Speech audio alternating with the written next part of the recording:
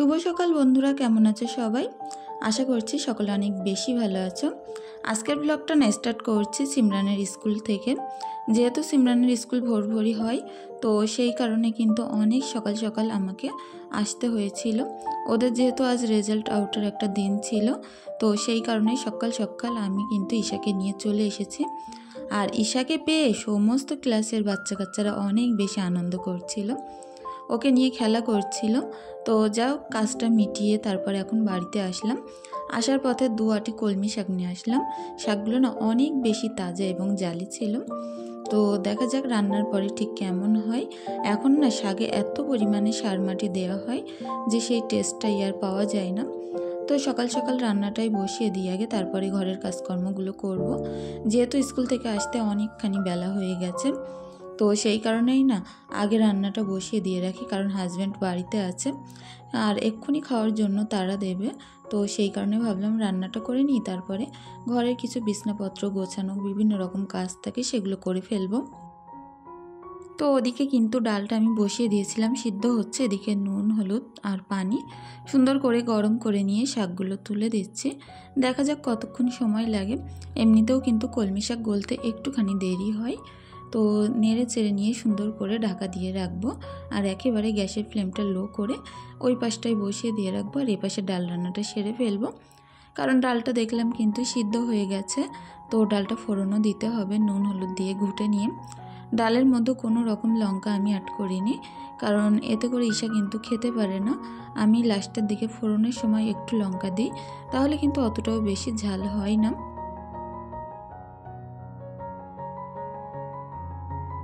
সারা সকাল না গরমে আমার অবস্থাটা অনেক বেশি খারাপ হয়ে গেছে। স্কুলে গেছিলাম, 10 মিনিট দাঁড়াতে পারছিলাম না, এত প্রচণ্ড গরম। দাঁড়িয়ে থাকতে থাকতে জামা কাপড় পুরো ঘেমে ভেসে যাচ্ছিল। তার মধ্যে বাড়িতে এসে এই আবার আগুনের ধারে রান্না করা, প্রচণ্ড কষ্ট। যেমন তেমন গরম হচ্ছিল, তার মধ্যে ঘরবাড়ির অবস্থা অনেকটা খারাপ আছে। চারিদিকে জিনিসপত্র ছড়িয়ে ছিটিয়ে পুরো ভর্তি করে রেখেছে। তার মধ্যে মিস্ত্রি আসবে বলে বারান্দার এক কোণায় কিন্তু সিমেন্ট বালি রেখে দিয়েছে, আর সেখান থেকে ঈশা এত পরিমাণে বালি নিয়ে সারা ঘর করছে, সেটা আর কি বলবো। প্রচণ্ড কষ্ট করে এই দুপুরে কাজগুলো করতে হচ্ছিল। তো প্রতিদিনই না রান্না করার সময় কিন্তু এরকমই অসুবিধা হচ্ছে, আর আমার মতো প্রত্যেকেরই বুঝতে পারছি এরকমই সমস্যা হচ্ছে। তো করার কিছু নেই, ওপরওয়ালার কুদরত, কখন কি হবে কিচ্ছু বলার নেই, যে কখন ঠান্ডা কখন গরম। তো এখন হয়তো প্রচণ্ড গরম পড়ছে, কখন হুট করে ঠান্ডা হয়ে যেতে পারে ওয়েদার, তো সেটা বলার নেই। এদিকে দেখো ডালে ফোড়ন দেওয়ার জন্য পেঁয়াজ, শুকনো লঙ্কা, একটুখানি গোটা জিরে নিয়েছি, আর সুন্দর করে এখন লাল লাল করে ভাজা করে নেব। আর ডালটা তো ওদিকে আমি সুন্দর করে সিদ্ধ করে পানি দিয়ে নুন হলুদ দিয়ে ভালো করে একপাশে ঢাকা দিয়ে রেখেছি। তো এটা হয়ে গেলে না ডালটা আরেকটুখানি ফুটিয়ে এই ফোড়নটা ঢেলে দিলে কিন্তু ডালটা রেডি হয়ে যাবে। তো এখন দেখো সামান্য একটুখানি ফুটিয়ে নিয়েই আমি এই তেলটা ঢেলে দিলাম, আর আমার ডালটা কিন্তু রেডি হয়ে গেল। আর এক পাত্র থেকে না 2-3টে পাত্র আমার ঘোটা লাগলো না। একটু যদি স্মার্টভাবে বুদ্ধি করে আমরা কাজগুলো করতে পারি, তাহলে কিন্তু আমাদের বাসনপত্রও কম নোংরা হয়, আবার আমাদের রান্নার পক্ষে অনেকটাই সুবিধা হয়। রান্নাটি এরকম বসে ডাল ফুটছিল, শাক হচ্ছিল, তার মধ্যে আমি একটু ঘর থেকে এসে দেখি জালটা নিভে গেছে। তো ধরানোর অনেকবার চেষ্টা করলাম, দেখলাম গ্যাসটাই শেষ হয়ে গেছে। তো কিছু করার নেই, এখন এই ইন্ডাকশনে আস্তে আস্তে নিটপিট করে আমার কাজ করতে হবে। গ্যাসে যেমন সুবিধা তাড়াতাড়ি হয়ে যায়, ইন্ডাকশনে কিন্তু অতটাও সুবিধা নয়, কারণ এতে আমি দেখেছি একটু লেট হয়, তারপরে কোনো রকম পাতিলেতে তো সেট হয় না, একমাত্র স্টিল আর ননস্টিক ছাড়া। তো একমাত্র সবথেকে বেশি অসুবিধা হয় যেতে কোনো রকম পাত্র সেট করে না। স্টিলের পাত্রে রান্না করতে গেলে না একটু পুড়ে পুড়ে যায়, আর এই পাত্রটাও কিন্তু প্রচণ্ড পাতলা হওয়ার কারণে এতে বেশিক্ষণ নাড়াচাড়াও যায় না, তলায় লেগে যায়। তো একটু অসুবিধার মধ্যেই সকালের এই কাজকর্মগুলো করছিলাম। তো যাই হোক, অনেক তাড়াতাড়ি আমার রান্না টান্নাগুলো সেরে নেব। শুধু শাক আর ডাল আর ওদিকে ভাত আর ডিম সিদ্ধটা করে কিন্তু আমি নামিয়ে রেখেছি। তো আস্তে আস্তে করে ফেলি, কিছু করার নেই। কপালে যদি ভোগান্তি হয় সেটা তো ভুগতে হবেই। শাকটাকে আমি ঢাকা চাপা দিয়ে আমার স্নানটা সেরে আসব। তো স্নান সেরে আসলাম, আর তারপরে এখন সুন্দর করে এই যে খাটপত্রগুলো একটু গুছিয়ে নেব। সকালবেলা না অনেক তাড়াতাড়ি স্কুলে চলে যাওয়ার কারণে এই সকল কাজগুলো কিন্তু আমি তেমনভাবে করতে পারিনি। যেমন তেমন প্রকারে একটু বালিশ কাঁথাগুলো গুটিয়ে রেখেই কিন্তু আমি চলে গেছিলাম। আর সারা সকালটা বলতে পারো আমার ওখানেই কেটে গেছে। আসলে কি বলো তো, এই ঘরবাড়ির প্রতি না প্রচণ্ড মায়া আমার। আমার যখন বিয়ে হয়েছিল তখন অনেক বেশি অসুবিধা ছিল ঘরবাড়ির। তো তিল তিল করে পয়সা জমিয়ে অনেক কষ্ট করে ঘরবাড়িটা তিলে তিলে গড়ে তুলেছি। হয়তো হতে না পারে এটা রাজপ্রাসাদ, তবে আমার কাছে ছোট্ট কুটির হলেও অনেক শান্তির জায়গা এটা। অনেক কষ্ট করে তিল তিল করে গড়ে তোলা জিনিস না অনেক বেশি ভালোবাসার হয়ে থাকে। তো কোনো দিনও শরীর খারাপ থাকলেও আমার বাচ্চাদের পিছনে যেরকম সময় দিই, যেমনভাবে প্রত্যেক দিন একই রকমভাবে কাজ করে যাই, ঠিক তেমনই কিন্তু আমার এই সংসারটা আমি একই রকমভাবে গুছিয়ে রাখি রোজই। যতই কষ্ট হোক, যতই শরীর খারাপ থাক, তো যেভাবেই দিন যাক না কেন, কখনোই আমি ঘরবাড়িগুলো অপরিষ্কার নোংরা রাখতে পারি না। এটা নিজের কাছে যেন কেমন একটা বাজে লাগে। তো সকালবেলা তো আমার প্রত্যেক দিনই দোকানদারি করতে চলে যেতে হয়। তোমরা যারা আমার নিয়তন ব্লগ দেখে থাকো তারা নিশ্চয়ই জানো। তো দোকানে এত প্রচণ্ড কষ্ট হয় সারাদিন দাঁড়িয়ে দাঁড়িয়ে দোকানদারি করতে। ঠিক দুপুরে 1:30-2টো পর্যন্ত ওই দাঁড়িয়ে দাঁড়িয়েই করতে হয়। তার মধ্যে তো ঈশা আছে, একবার বেরিয়ে যাচ্ছে রাস্তায়, একবার চলে যাচ্ছে। তো একবার হিসু করছে, একবার এটা করছে সেটা করছে, ওর পিছনেও না প্রচণ্ডই খাটনি আমার হয়ে থাকে। তো তার ফাঁকেও চেষ্টা করি আমার এই ঘর বাড়িগুলো না সুন্দর করে সাজিয়ে গুছিয়ে রাখতে, কারণ একটু গোছানো গাছানো জিনিস আমার যেন বেশিই ভালো লাগে। তো এখন এই পোটোটাও কিন্তু একটু সুন্দর করে ঝাড়ু দিয়ে নেব। তো যে জুতোগুলো এক্ষুনি পরতে লাগবে না, তো সেগুলো কিন্তু আমি উপরে গুছিয়ে রাখলাম একটা একটা করে। আর যেগুলো এখন পরতে হবে, লাগবেই, তো সেইগুলো এই পোটোর উপরে আমি গুছিয়ে রাখছি। তো এতে করে না হাতের কাছে খুব সহজেই জিনিসপত্র পাওয়া যায়। আর কাল যেহেতু আমার হাজব্যান্ড এখানে বসে ডাব কেটেছিল, ডাবের যত খোলা আছে সবগুলোই আমার জন্য ফেলে রেখে গিয়েছে। তো সেগুলো একটু সুন্দর করে জায়গাটা পরিষ্কার করে ফেলবো। তো এখন কিছুটা জামা কাপড় আছে, সেগুলোও কিন্তু আমি কেচে পরিষ্কার করে ফেলবো ঈশার, সবগুলোই প্রায়। তো হয়তো কাজগুলো করতে গরমে একটু অসুবিধাজনক হয়ে থাকে, তবু আমরাও নাছোড় বান্দা, যতই গরম পড়ুক, যতই যা কিছু হয়ে যাক, সংসারের কাজ আমরা শেষ করেই ছাড়বো। আর এখন না প্রচণ্ড হাওয়া বওয়া শুরু হয়ে গেছে, বেশ ভালোই মেঘলা মেঘলা ভাব হয়ে গেছে। দুপুরের এই টাইমটা যে এত বেশি ভালো লাগছে এখন কি বলবো। সারাদিন যেখানে এত পিচপিচে গরম, গা হাত পা ঘেমে ভেসে যাচ্ছিল, এখন না একটু যেন ঠান্ডা ঠান্ডা আবহাওয়া হয়ে গেছে। আমি সেটাই ভাবছিলাম, সারাদিন এত গরম আর এখন যেন একটা ঠান্ডা ঠান্ডা ভাব লাগছে। তো প্রচণ্ড ভালোও লাগছিল কাজকর্মগুলো করতে। সিমরান আর ঈশা কিন্তু এখানে দাঁড়িয়ে দাঁড়িয়ে খেলা করছিল, আর আমি আমার মতো কাঁচা ধোয়াগুলো কমপ্লিট করে ফেলছিলাম। যত তাড়াতাড়ি করতে পারবো ঘরে গিয়ে, কিন্তু ঈশাকে তত তাড়াতাড়ি আমি খাওয়াতে পারবো। তো একটু তাড়ার মধ্যেও ছিলাম বলতে পারো। তো ঈশা সিমরান এদিকে চুপচাপ এসে দাঁড়িয়েছিল, খেলা করছিল, ওরা কিন্তু একবারও ভাত চাচ্ছিল না। তবু আমার নিজের মনের কাছে কেমন লাগছে যে বেলা হয়ে যাচ্ছে, ওদেরকে এবার খাইয়ে দিই।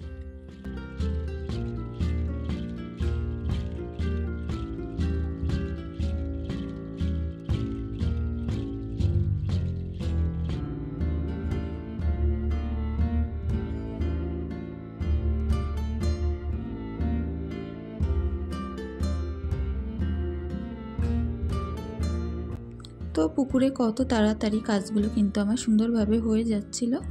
এরকমভাবে কিন্তু মেশিনে বলো কি ঘরে বলো এতটা তাড়াতাড়িও হতো না।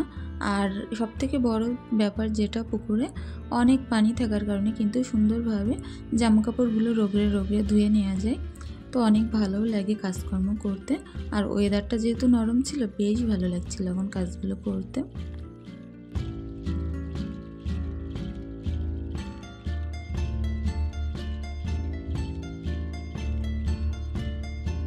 এখন তো আমারও প্রচণ্ড খিদে পেয়ে গেছে কাঁচা ধোয়াগুলো করতে করতে।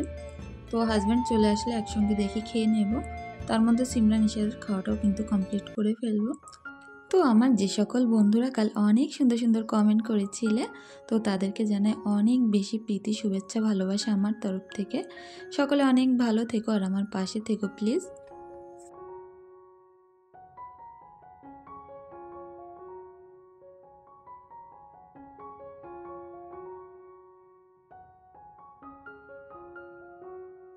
তো সেই আসছি সন্ধ্যাবেলা, এখন কিন্তু আমার বান্ধবী এসছে। যেহেতু ওর মেয়ের পড়া আমাদের বাড়ি থেকে বেশি দূর না, এখানে পড়তে দিয়ে যায়, তো সেই কারণে কিন্তু ও মাঝে মধ্যে একটু হলে ঘুরে যায় আমার এখান থেকে। তো গ্যাস তো ছিল না, ইন্ডাকশনে রান্না করছিলাম, হালকা পাতলা করে একটুখানি চাউমিন করব। তো ইন্ডাকশনে প্রচণ্ডই কষ্ট হয় আমার রান্না করতে, বারবার মনে হচ্ছিল তলায় যেন লেগে যাচ্ছে। তার থেকে বড় জিনিস এই তার ঝুলমুল ঝুলমুল করে, তার মধ্যে ও আমার একটু হাতে হাতে সাহায্য করে দিচ্ছিল।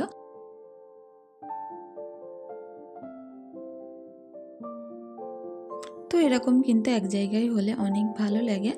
আমিও যখন ওদের বাড়ির পাশ দিয়ে যাই কিংবা মেলাঘাটে যেখানেই যাই না কেন ওদের বাড়ির পাশে, আমিও কিন্তু ওদের বাড়ি গিয়ে অনেক সময় কাটাই। তো যেহেতু আমার বাবার বাড়ি আর একই পাড়ায়, তো আমার তো যাওয়ার কোনো জায়গাই নেই। যাওয়ার হলে কিন্তু একমাত্র ওদের বাড়ি গিয়েই 2-1 দিন আমি কাটিয়ে আসি। আর ওরও যখন ভালো না লাগে আমাদের বাড়ি এসে না এরকম 2-1 ঘন্টা ও কাটিয়ে যায়। এতে করে দুজনের মন মর্জি কিন্তু অনেক বেশি ভালো লাগে। তো এদিকে গল্প করতে করতে আমার চাউমিনটা কিন্তু হয়ে গেছে সুন্দরভাবে। বারবার লক্ষ্য রাখছিলাম তলায় লেগেছে কিনা আর কোনো একটা গন্ডগোল হয়েছে কিনা।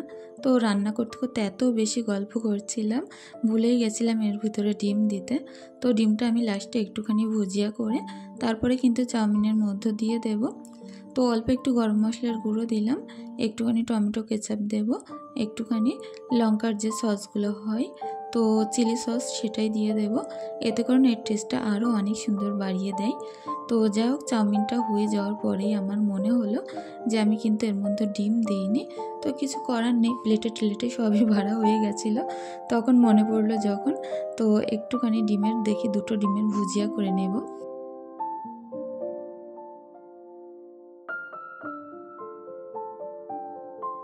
আর এই কড়াটা যে এতটা বেশি পাতলা ছিল যে ডিম দেওয়ার সাথে সাথে কড়ার তলায় পুরো লেগে কী অবস্থাটা যে হয়ে যাচ্ছে সেটা কি বলবো। মোটেও ভালো লাগছিল না এরকমভাবে রান্না করতে। তো দেখি হাজব্যান্ডকে রাত্রে গ্যাসের সিলিন্ডার এনে দিতে বলবো, তা নয় কালকের রান্নাও কিন্তু আমার মাথায় উঠে যাবে। আর হয়তো কাল আমাদের বাড়িতে মিস্ত্রি কাজ করতে পারে। আর এই রান্নাঘরের জিনিসপত্র হয়তো কাল সরিয়ে নানাস্তানি করতে হবে আমার। তো দেখা যাক, যদি মিস্ত্রি আসে কাল তাহলে কিন্তু খুব খারাপ অবস্থা হয়ে যাবে। কালকে আমার রান্নার জায়গাই থাকবে না, সবগুলো বের করে আমার উনুন পাড়ে নিয়ে যেতে হবে, ওখানেই কিন্তু কাল থেকে আমার রান্না করতে হবে। তো ফাইনালি চাউমিনটা এরকমই হয়েছিল, অনেক সুন্দর লোভনীয়। আর ঈশা না অনেক বেশি পছন্দ করে চাউমিন খেতে। তো ও দেখো সসের গাদা সব পুরো কিন্তু এর মধ্যে ঢেলে দিয়েছে। তো ওইভাবে নিয়েই ও খাচ্ছিল। আর ওদিকে কিন্তু আমার বান্ধবীকেও আমি খেতে দিয়ে দিয়েছিলাম, সিমরানও নিয়ে খাচ্ছিল। আর আমি এদিকে সকলের কাছে জিজ্ঞেস করছিলাম যে রান্নাটা কেমন হয়েছে, সেইটা বল, খাবি পরে সবাই। তো সবাই বলছিল অনেক ভালো হয়েছে। তো আমি তো জানি যে গন্ডগোলে অবস্থায় রান্না করলে মোটেও ভালো হয় না, একটু তো গন্ডগোল হয়েই গেছে, ডিমটা লাস্টে দিয়েছি। তো এদিকে আমার রান্নাঘরটাও দেখলে একটু উলটপালট কিন্তু করে নিয়েছি, ওপরে র্যাকগুলো বাঁধিয়ে রেখেছি, কারণ টেবিলগুলো হয়তো সন্ধ্যাবেলা বের করে নিতে হতে পারে, হাজব্যান্ড বাড়িতে আসলে রাত্রেবেলায় বের করে নিতে পারি। তো এখন ভাতও বসিয়ে দেবো অল্প করে রাত্রের জন্য, ইন্ডাকশনেই বসাবো, আস্তে আস্তে হতে থাক। তো তোমরা সকলে অনেক বেশি ভালো থেকো, সুস্থ থেকো, আমাদের জন্য একটু দোয়া ভালোবাসা রেখে যেও। ধন্যবাদ।